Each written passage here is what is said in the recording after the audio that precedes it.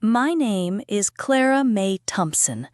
I am 78 years old and I live, or rather I used to live, in a quiet, fading town in rural Ohio, where the cornfields stretch to the horizon and secrets are buried deeper than winter frost. This is not a story I ever thought I would tell.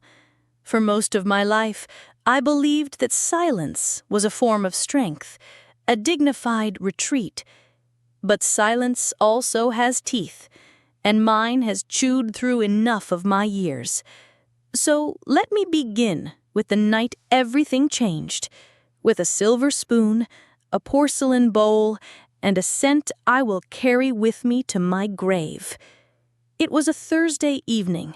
The sky outside the polished dining room window was the color of old bruises, a mottled gray tinged with a sickly purple. I sat at the far end of a long, glossy dining table that wasn't mine, in a house that felt more like a museum than a home. The silverware was set too perfectly, the chairs were too stiff, and the silence was an oppressive, humming weight in the air. My son, Robert, was still at the office, working late, as he so often did. It was only Brenda, his wife, and I in the house, and Lucky, their cocker spaniel, who somehow enjoyed more freedom and affection within these four walls than I did. Brenda placed a small porcelain bowl in front of me, the kind one might use for a delicate soup or a summer dessert. A thick, brown, gelatinous stew was steaming inside it, its surface bubbling slowly like mud in a hot spring. She didn't say what it was. She didn't have to. The aroma preceded it, a cloying, unnatural scent that didn't belong in any kitchen I had ever known. It was vaguely meaty, yet sweet and metallic at the same time, an olfactory contradiction. I lifted the heavy silver spoon, a piece from a set she knew she kept only for appearances, and brought it cautiously to my lips. I've eaten simple meals my whole life. I know the taste of budget meats, of canned beans stretched with water, of overcooked rice and day-old bread. I know the taste of struggle, of making do, of quiet hardship. But this was different. The texture was brainy, pasty on the tongue. I held the spoonful in my mouth for a single long moment, my taste buds recoiling, before setting the spoon down gently on the pristine white napkin. "Money," I whispered, more to myself than to her. The name of the dog food my late husband Harold used to buy for our old Beagle mix decades ago. Brenda turned from the sink, a dish towel in her hand, and let out a short, sharp laugh. It wasn't a laugh of mirth. It was a sound that cut, a chardon blast in the quiet room. "You're sharp, aren't you, Mama Clara?" she said, her voice dipped in a venomous syrup. She had insisted on calling me Mama Clara from the day I moved in, a title that felt both cloying and dismissive, like I was a character in a play she resented being cast in. It's organic, high protein, no different really. Then came the line, the one that would etch itself into the inside of my skull like a carving on old stone. The justification that laid her cruelty bare. "Mom lives off us, so eating the same as Lucky is just equal." I didn't say a word. I didn't flinch. I didn't even blink. My body went still, a survival instinct I hadn't needed in years. I simply looked down at the bowl again, at the viscous brown mush. Then my eyes drifted across the gleaming table where Lucky's bowl, a ceramic bone-shaped dish, was half full of the very same substance. He was licking his chops, tail wagging, a happy, ignorant creature. Brenda never sat to eat with me on the nights Rob was late. She always claimed she'd already eaten, or that she was on some new kind of juice cleanse, or that she was simply too exhausted. I noticed, however, that she only cooked these special meals when he wasn't home.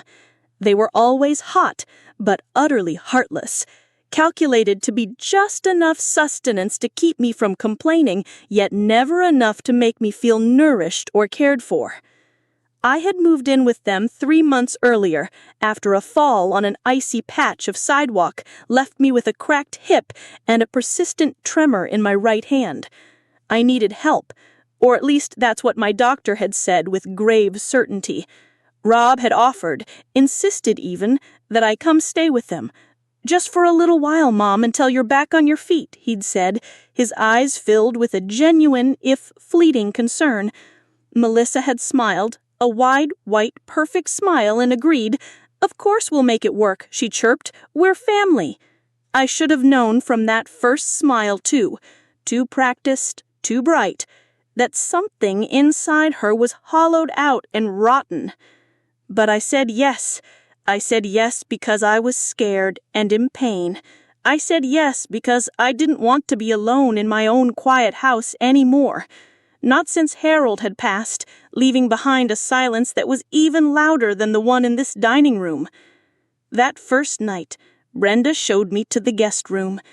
It was barely big enough for the twin bed and the old oak dresser I'd brought from home. There were no curtains on the window, no pictures on the stark white walls, no warmth at all. It was a cell, sanitized with the faint, sharp smell of bleach. She smiled that same wide smile as she ushered me in. "It's not much," she'd said, "but it's better than a nursing home, right?" A statement posed as a question, but it was really a reminder of my place, of my lack of options.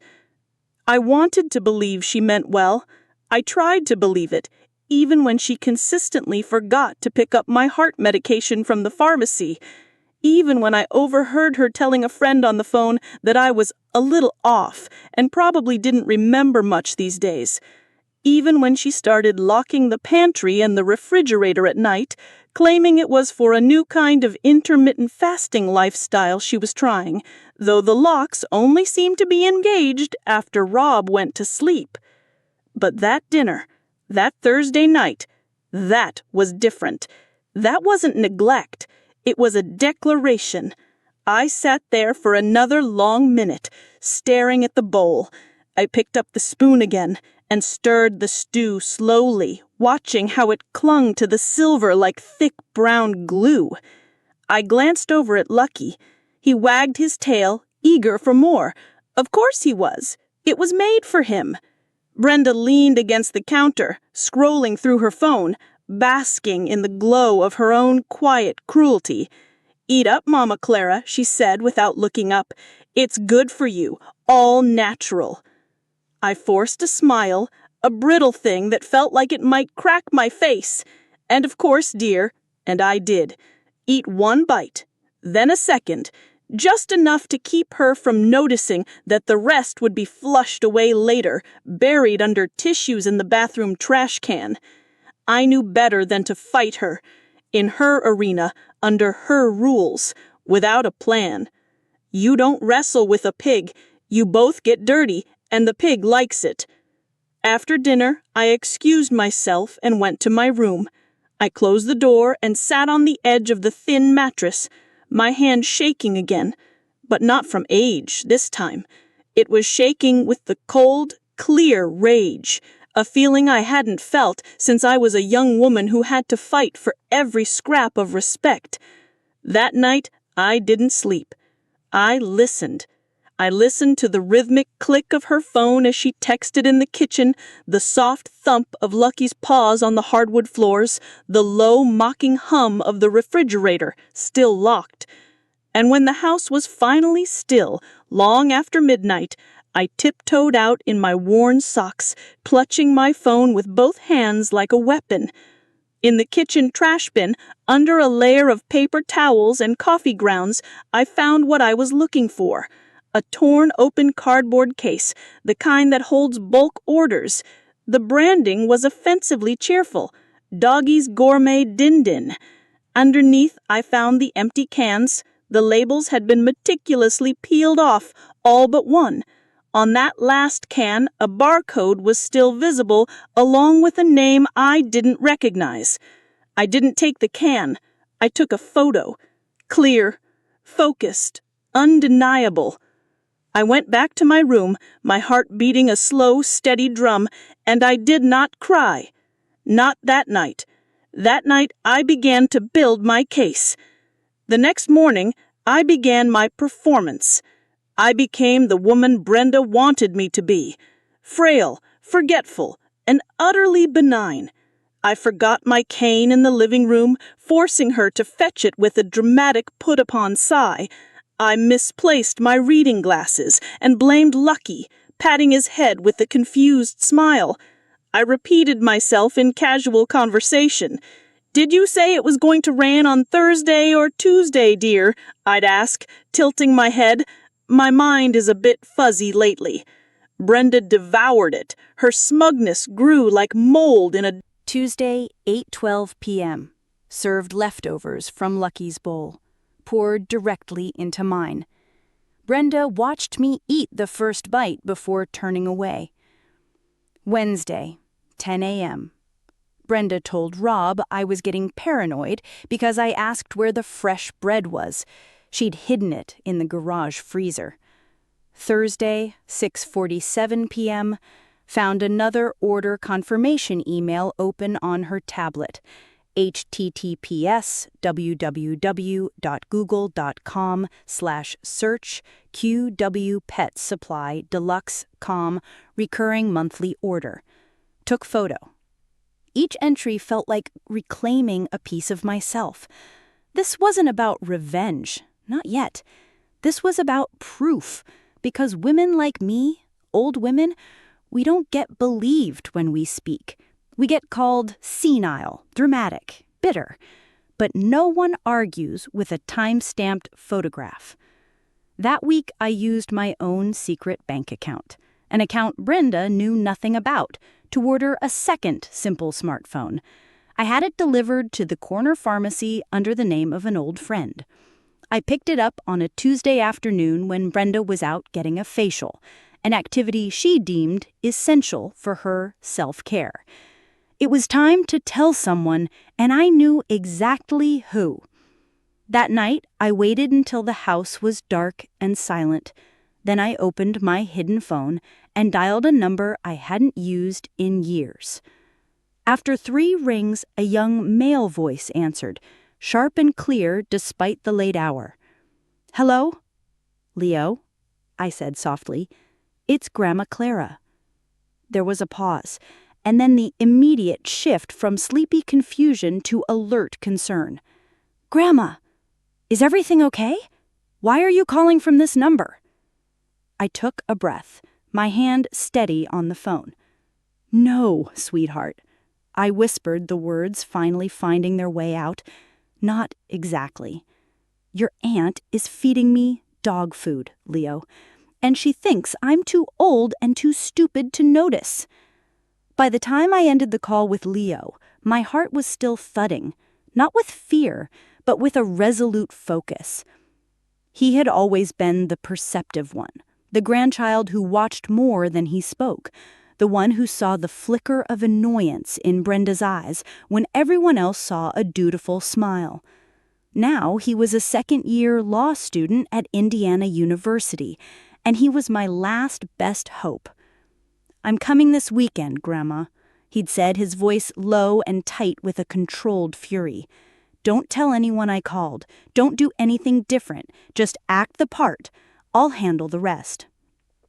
I waited, but I didn't sit idle. Using the library computer during my walks, I became a quiet detective. I uploaded the photo of the barcode and entered it into a product lookup site. The result was instantaneous. Doggy's Gourmet Din Din Chicken Pea Stew Bulk Pack 24 cans, and underneath the promotional copy in small bold letters, "Not for human consumption, intended for canine use only." It listed the ingredients: meat byproducts, bone meal, artificial flavorings, and a host of chemical preservatives. The clinical, blunt reality of it hit me like a physical blow. This wasn't just neglect. This was poisoning, slow and deliberate. I dug deeper. I found the supplier's website. HTTPS was www.google.com/q petsupplydeluxe.com. Just as I suspected. Brenda hadn't logged out of her account on the family tablet. Her order history was a damning indictment. A recurring monthly subscription for the gourmet dog food. The cost was staggering. She was spending more money to feed me animal-grade mush than it would have cost to make a simple pot of real human stew. That was the detail that stopped my breath. This wasn't about saving money. It wasn't about convenience. This was about power. It was an act of intentional degradation. I gathered my evidence with the patience of a spider weaving a web. I uploaded the photo of the barcode and entered it into a product lookup site. Marcy was silent for a moment, her face a mask of horror. "Clara, this isn't just wrong," she'd said, her hand on my arm. "This is illegal. This is elder abuse." She agreed to write a signed, notarized statement. When Leo arrived that Saturday, he didn't come to the house.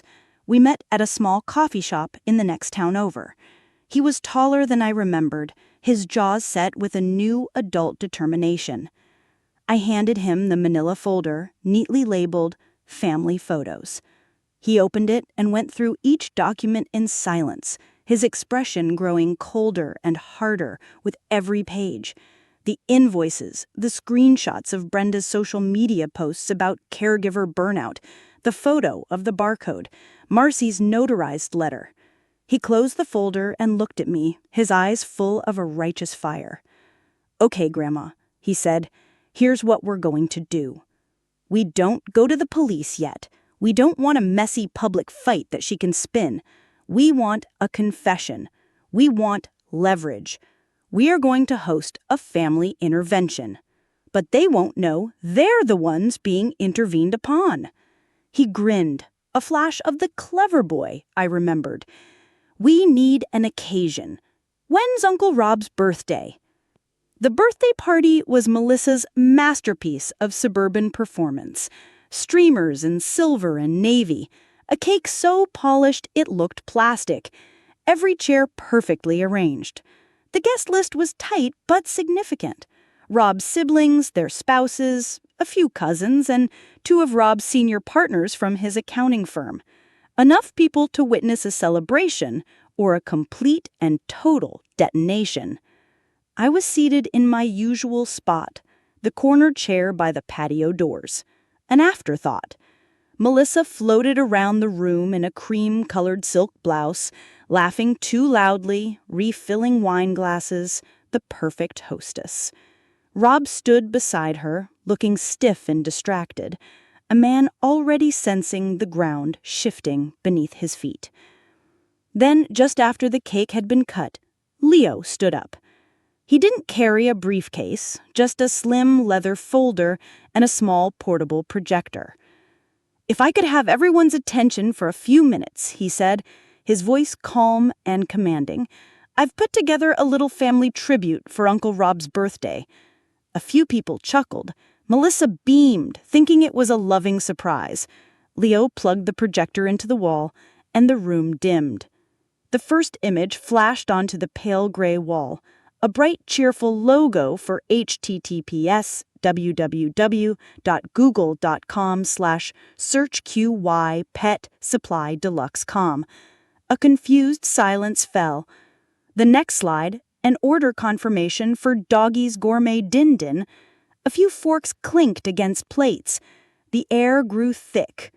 Next, a close-up of the ingredients list with the words "not for human consumption" highlighted in a menacing red. Then a photo of me sitting at that very dining table, a bowl of the brown mush in front of me with Lucky's identical bowl in the background.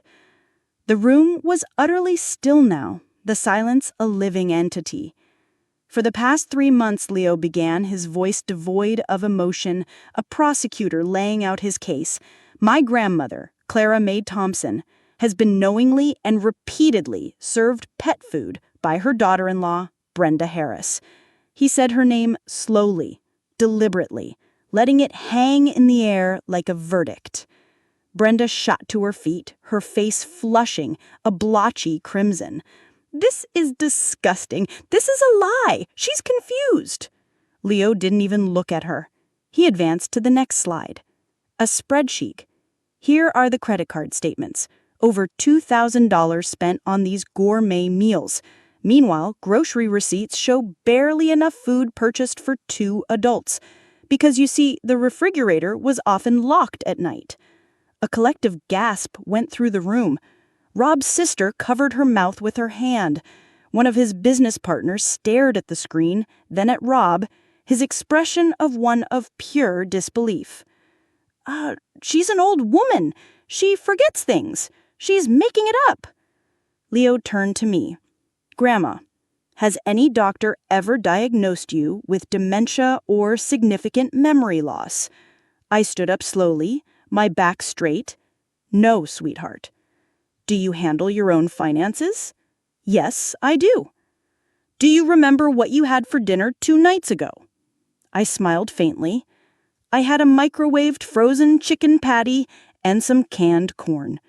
And I had 1 bite of the stew from that bowl before I flushed the rest down the toilet, just like I did the night before and the night before that." A silence heavier than cement settled over the room. Leo advanced to the final slide. It was not a photo. It was a scanned copy of a property deed, the title clear and undeniable. Owner, Clara May Thompson, current and sole title holder of the property at 124 Willow Creek Drive. I deserve peace, not pity. And I certainly do not deserve poison. Leo turned off the projector. The light faded, but the truth remained stark and indelible. In the suffocating darkness of that room, no one applauded. No one cheered. They just sat in the wreckage, forced to finally look at the ugliness they had permitted through their own silence and willful ignorance. And for the first time in a very long time, I felt truly, completely, blessedly full.